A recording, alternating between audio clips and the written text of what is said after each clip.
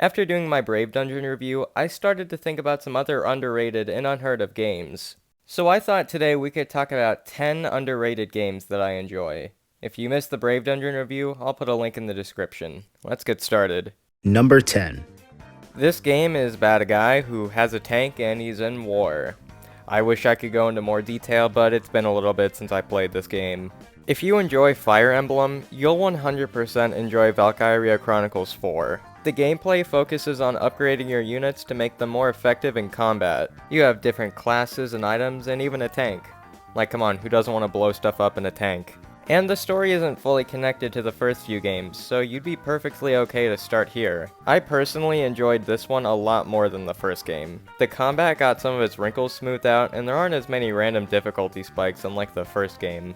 The first game gets randomly challenging out of nowhere, which kinda throws off the flow of combat. Regardless, the Valkyria series is really fun. You should pick up a copy if you ever see one at your nearest game store.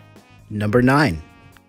I've already talked about Brave Dungeon before, but this game was practically made for this list. The story is pretty simple here. You're an adventurer who wants a magic item. Along with the story, the gameplay is pretty simple too. Instead of worrying about refilling your SP bar, the game has an auto-replenish system called Capacity. All of your attacks use Capacity, but it refills on its own each turn. Unlike other RPGs, combat is completely optional, with enemy tiles just sitting on the floor. If you want to go around killing everything for extra EXP, great. If you just want to speedrun a floor to get to a boss, also great. Brave Dungeon allows you to play it both ways. Brave Dungeon just simplifies the entire RPG system, and it's pretty refreshing. If you enjoy a short little RPG, this game is definitely for you.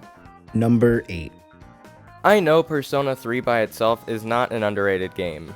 Many people, including myself, think Persona 3 is one of the best games in the Shin Megami Tensei and Persona series. But hardly anyone talks about how good the PSP port is. I've seen on YouTube comments and Reddit threads about how Persona 3 Festival is the better game because it has interactable environments and cutscenes. Persona 3 Portable added so many quality of life changes that Festival and Vanilla didn't have.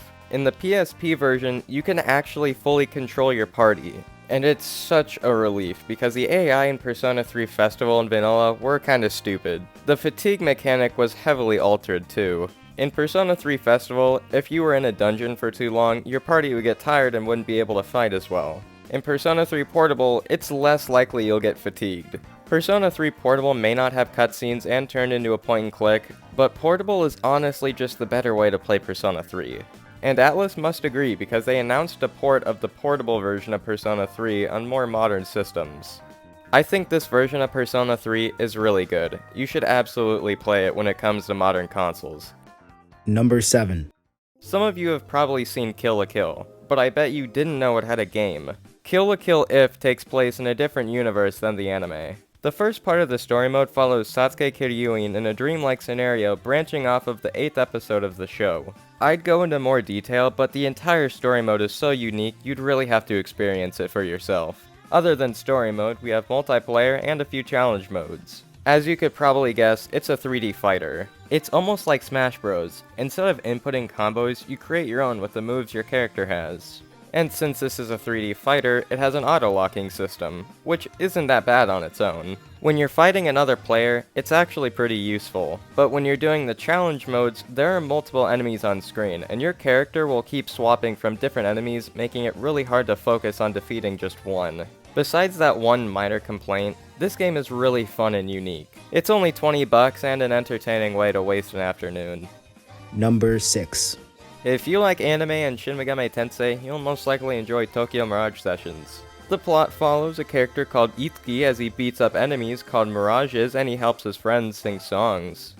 As stupid as that sounds, it's actually pretty accurate. Right off the bat, many SMT fans were disappointed because it was nothing like a Shin Megami Tensei game. And to a certain extent, I can understand that. I enjoy Shin Megami Tensei 3 and 5 and even dabbled in the Devil Survivor games. But what I think people need to do when they start playing this game is to just think of it as its own thing. And with that, I think you'll enjoy it at least a little bit more. The plot is slightly comedic and the characters are a little silly, but it's a really fun time. The combat is pretty smooth too.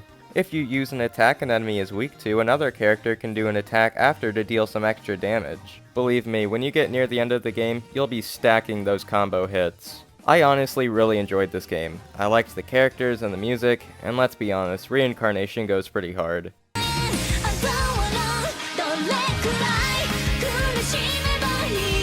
Number 5. Coffee Talk is a game all about making coffee and talking. The title really says it all. You play as the owner of a coffee shop and get to take part in lots of conversations. The game kinda has an Undertale vibe to it, since most of the characters are fictional species like elves and vampires. There's not much to say about the gameplay, unless you really like clicking X after reading dialogue. It's revolutionary. As I said before, you can make coffee in this game, and as you progress through the story, you'll get more ingredients to make coffee that more customers will like. You can even do foam art, which is honestly pretty cool. I really like this game. It's relaxing and even has a nice charm to it. Number 4. Kingdom's item shop is all about going to different dungeons to collect items to sell at your shop. The main goal is to become the best shop in the kingdom and have the most customers.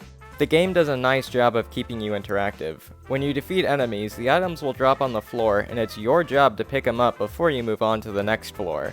After returning from a dungeon, you can put up basic items for sale, or go to other shops and combine them for more unique items that sell for more. The game is honestly just a fun time. Looking for different items and making as much money as possible is surprisingly addictive. If you want to play it, you'd better hurry up. It's a 3DS exclusive and the shop is closing soon. Hopefully you can grab it before the shop goes down, because it's a really fun game.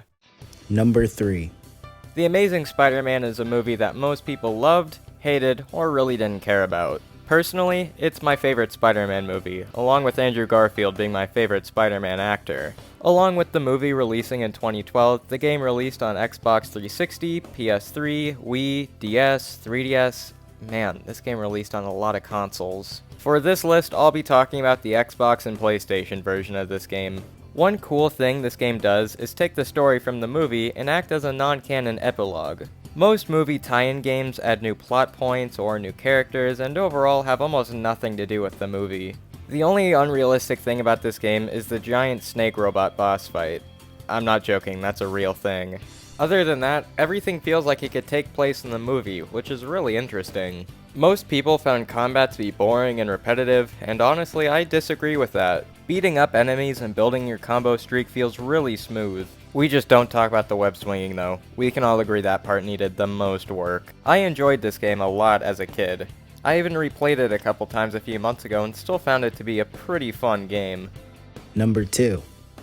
Fire Emblem Fates has a lot of mixed reviews, mostly positive, but the people who hate it really hate it. Specifically Birthright for some reason. I will admit, the story wasn't that great and the characters definitely needed work, but I really love Fates. Except Conquest. I don't like Conquest that much. The music in Fates is easily one of the best parts of this game.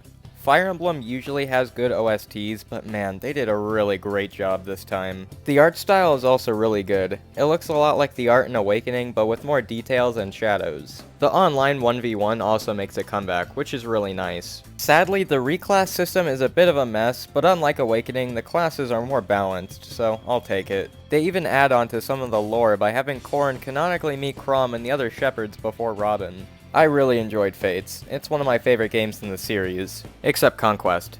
I don't invite Conquest to the sleepover. Number 1. Many Ace Attorney fans consider Justice for All to be one of the worst Ace Attorney games in the series. They thought the cases weren't that good and it had an iffy OST. I consider myself a pretty big Ace Attorney fan, and honestly, I think Justice for All is one of the best games in the series. I enjoyed almost every case in this game, with my personal favorite being Reunion and Turnabout. I thought the game had a good cast of characters too. I found Franziska von Karma to be a pretty entertaining antagonist. Except for the whip. The whip isn't cool. My only complaint with this game is the fact that Maya Fey returns. That sounds weird, but hear me out. In the first Ace Attorney game, Maya Fey goes back to her home village and it's treated as a sad moment. But then in Justice for All, she just comes back and no one bats an eye. I think even Capcom realized this didn't make the most sense, since in the anime the next time Phoenix sees her is when he goes back to Maya's home village. Besides that tiny complaint, it's an enjoyable Ace Attorney game, and we can't ignore that final case. It's one of the most high-tension cases in the entire series. This is one of the best Ace Attorney games in the series, and should really be talked about more by the community. What did you think of the list? Did you agree? Disagree? Let me know in the comments. Make sure you like and subscribe. I'd really appreciate it if you did it. I hope you all have a wonderful day, and I will see you all later.